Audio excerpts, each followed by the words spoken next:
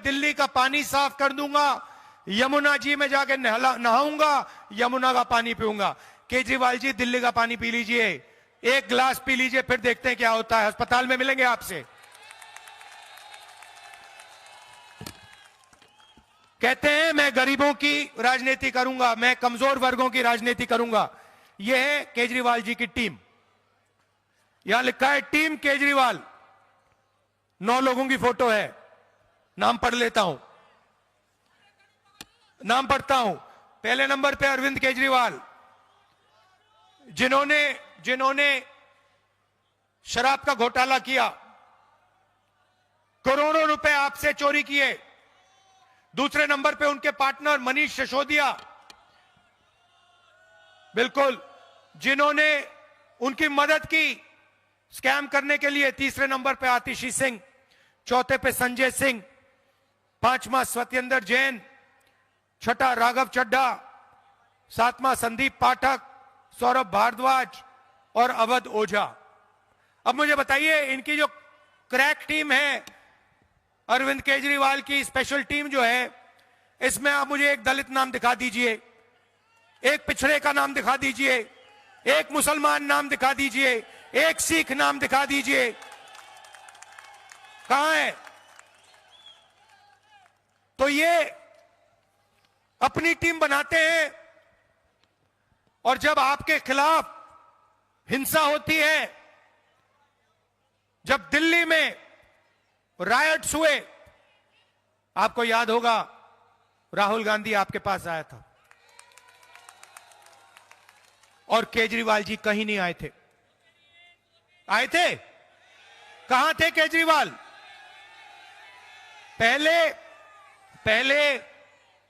गाड़ी में आए, छोटी वाली गाड़ी में। कौन सी थी भैया? वैगन आर में आए। वैगन आर में आए, स्वेटर पहने, खंबे पे चढ़ गए, फिर खंबे से उतरे और सीधा शीश महल के अंदर गए। उसमें ऑटोमेटिक दरवाजे, बड़े बड़े टेलीविजन, करोड़ों रुपए का, कितना करोड़ रुपए का है वो? 45 करोड़ रुपए का घर है। नई तरीके की राजनीति, यह था वायदा केजरीवाल का। झूठा वायदा था। जैसे नरेंद्र मोदी झूठे वायदे करते हैं, वैसे ही केजरीवाल जी झूठे वायदे करते हैं। जब आपको जरूरत पड़ती है, मोदी जी तो सामने बोल देते हैं, मगर सोच केजरीवाल जी की भी वही है। वो सामने नहीं बोलते हैं, मगर जब आपको जरूरत पड़ती है तो केजरीवाल जी आपके पास नहीं आते हैं, आपकी मदद नहीं करते हैं। ये पूरी दुनिया जानती, शायद मुझे बोलने की भी जरूरत नहीं है। आप जानते हो इस बात को कि आपकी रक्षा करने वाला और आपकी रक्षा करने वाली सिर्फ एक व्यक्ति है और एक पार्टी है, राहुल गांधी और कांग्रेस पार्टी। और कहीं भी देख लो, जहां भी आप पे आक्रमण होगा, मैं आपको बता रहा हूं, जहां भी आपको धमकाया जाएगा, जहां भी आपको डराया जाएगा, जहां भी आपको तंग किया जाएगा, वहां राहुल गांधी दिखेगा। और पिछले 20 साल देख लो, संभल में लोगों को मारा गया, राहुल गांधी गया। मैं नहीं पीछे हटता, मुझे कोई फर्क नहीं पड़ता, मैं इसकी रक्षा करता हूं, मेरा यही काम है।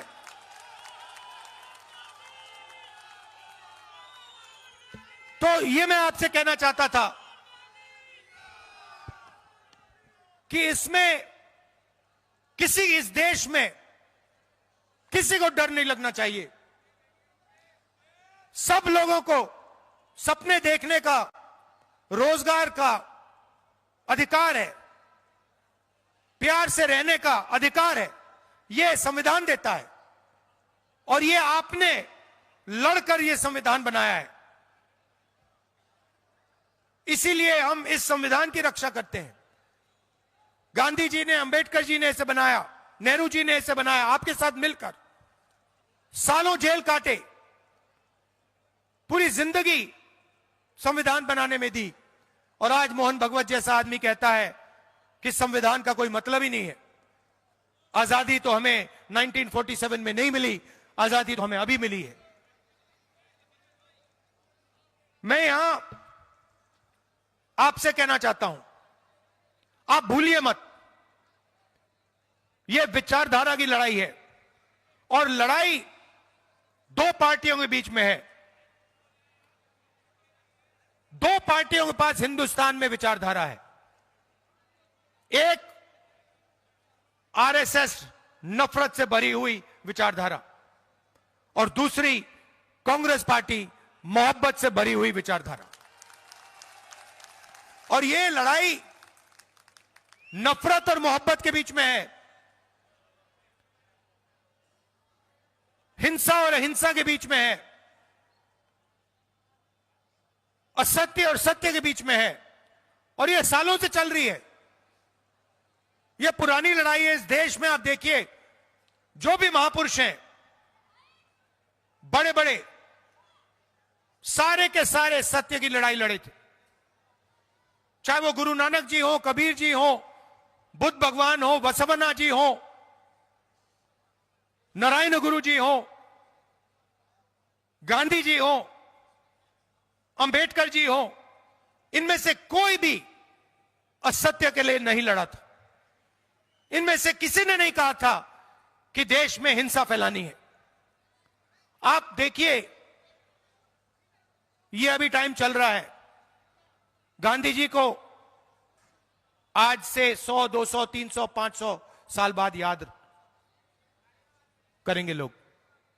मैं आपको बता रहा हूं, नरेंद्र मोदी आज प्रधानमंत्री हैं। जिस दिन ये प्रधानमंत्री पद से हटे, उस दिन के बाद इनको कोई याद नहीं करेगा। आप देख लेना, लिख के ले लो मुझसे। ये कितनी भी कोशिश कर लें, क्योंकि ये देश नफरत को नहीं याद करता है, ये देश हिंसा को नहीं याद करता है। इस देश में गोडसे थे, गांधी थे, ये देश गांधी को याद करेगा, गोडसे को कभी याद नहीं करेगा। और डरने की कोई जरूरत नहीं है। जो आदमी सत्य के लिए लड़ता है, अहिंसा के लिए लड़ता है, उसको डरने की कोई जरूरत नहीं होती है। वो किसी चीज से नहीं डरता है। आप हमारे कैंडिडेट्स का पूरा समर्थन कीजिए। आइए, आगे आइए। आप हमारे कैंडिडेट्स का पूरा समर्थन कीजिए। यहां पर कांग्रेस पार्टी की सरकार बनाई है। याद रखिए, शीला जी ने जो काम किया था, दिल्ली के लिए काम जो किया था, इंफ्रास्ट्रक्चर का काम, गरीबों का काम, याद रखिए कांग्रेस पार्टी ने आपके लिए क्या किया।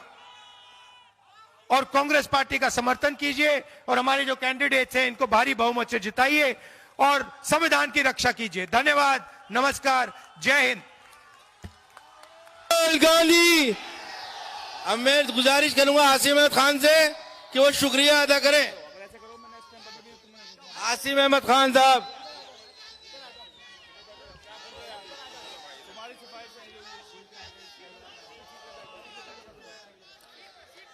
मेरे तमाम भाइयों, वो जोश जो पुरानी दिल्ली का होता है वो आज दिखाई नहीं दे रहा।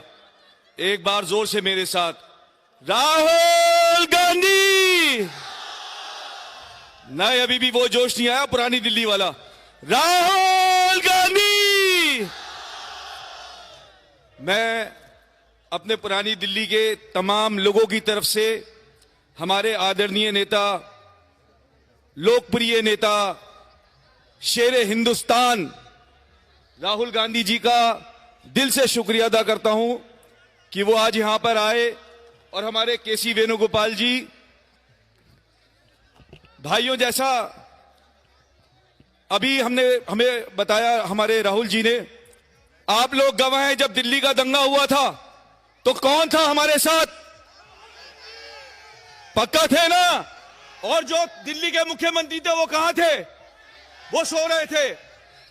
जब हमारे बच्चों पे संभल पर गोली चलती है तो हमारे साथ कौन खड़ा होता है? मेरे भाइयों, हमारी हक की आवाज पार्लियामेंट में कौन उठाता है? तो फिर हमारे वोट का हकदार कौन है?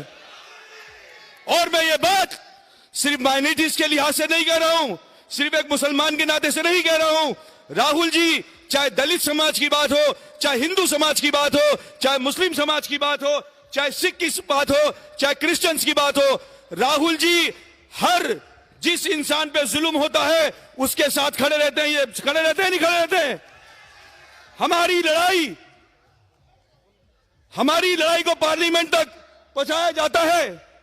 आज अगर देश में सिर्फ और सिर्फ ओनली वन एंड वन अगर कोई हमारे नेता हैं जो हमारी आवाज को पार्लियामेंट में मजबूती से उठाते हैं तो वो राहुल जी हैं। मैं इसी के साथ आप सबका बहुत बहुत शुक्रिया अदा करता हूं और एक बार फिर से अपने हमारे आदरणीय नेता राहुल गांधी जी और वेणुगोपाल जी का बहुत बहुत शुक्रिया अदा करता हूं। Thank you sir.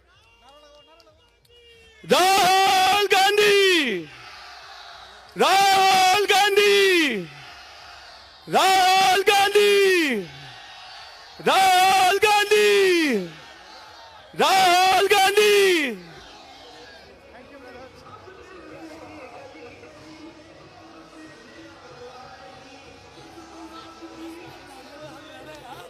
कांग्रेस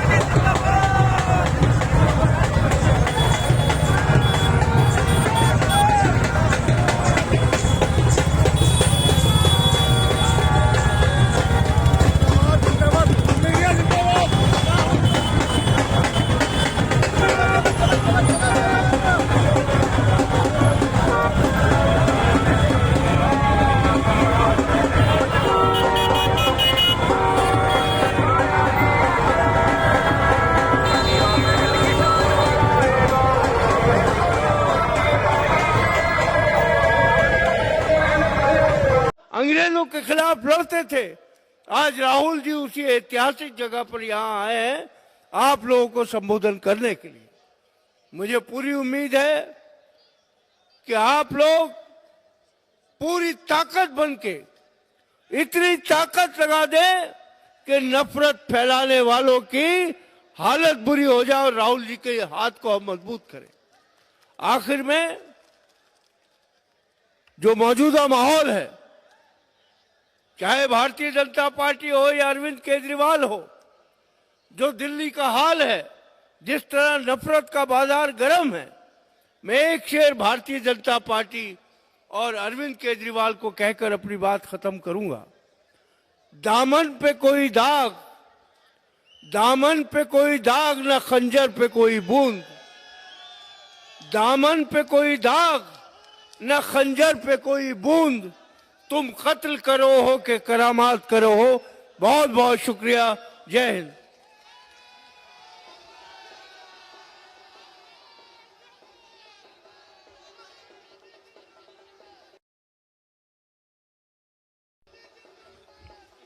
साथियों, अब हमारे बीच हमारे नेता राहुल गांधी जी आ रहे हैं। जोरदार तालियां बजा के स्वागत करिए और जोर से।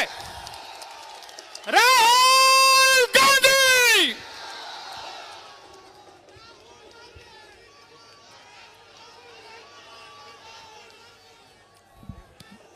दानिश अबरार जी, जावेद मिर्जा जी, उदय बानू चिप जी, हमारे कैंडिडेट्स हारून यूसुफ जी, असीम अहमद जी, आ जाइए आगे। असीम अहमद जी,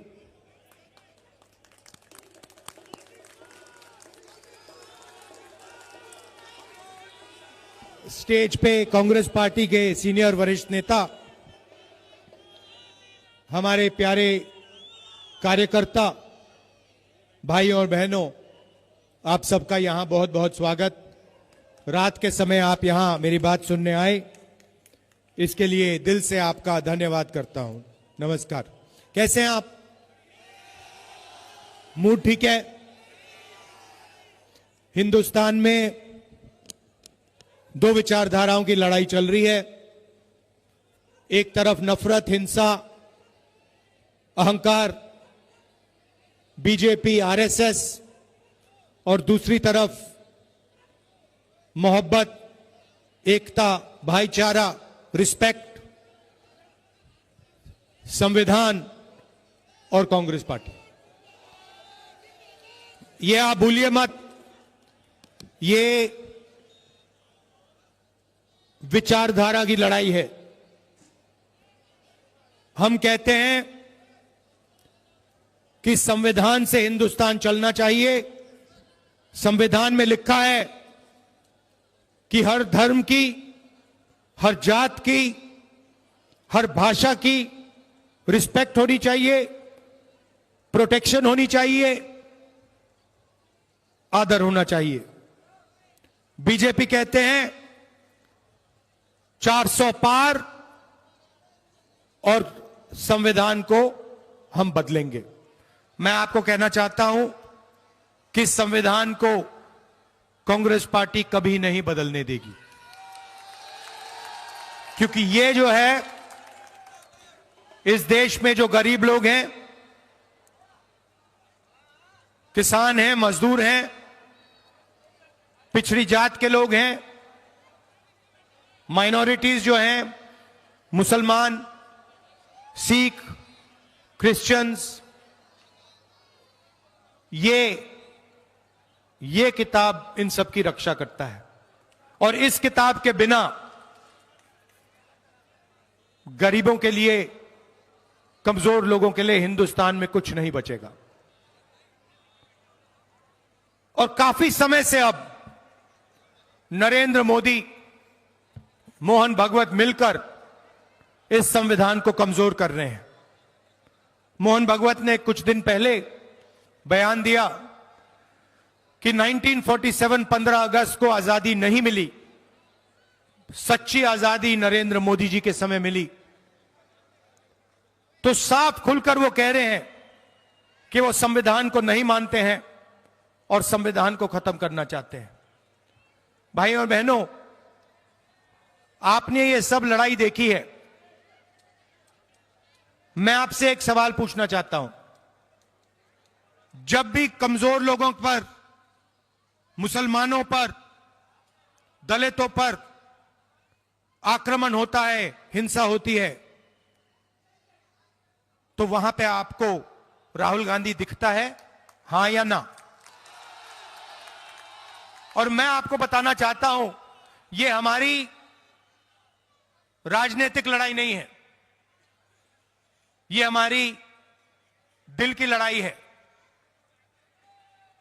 ये जो देश है, नफरत का देश नहीं है, यह मोहब्बत का देश है, भाईचारे का देश है।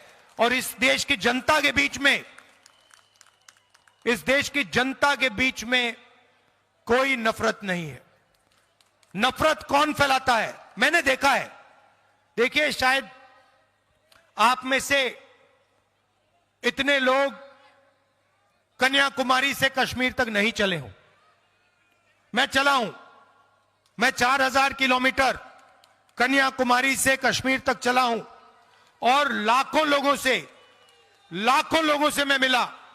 और मैं आपको बताता हूं, 4000 किलोमीटर हिंदुस्तान के अलग अलग प्रदेश, अलग अलग भाषाएं, रास्ते में मैंने एक बार नफरत नहीं देखी, एक बार नहीं देखी। यह नफरत फैलाई जाती है, यह आपके दिल में नहीं है, गरीबों के दिल में नहीं है। यह नफरत नरेंद्र मोदी जी, उनका संगठन आरएसएस और उनके जो मित्र हैं, मीडिया के लोग फैलाते हैं। और इसीलिए मैंने कहा, और यहां फिर से दोहराना चाहता हूं, कि जहां भी ये नफरत का बाजार खोलेंगे, उसके सामने हमारी एक नहीं अनेक मोहब्बत की दुकानें दिखेंगी। क्योंकि नफरत को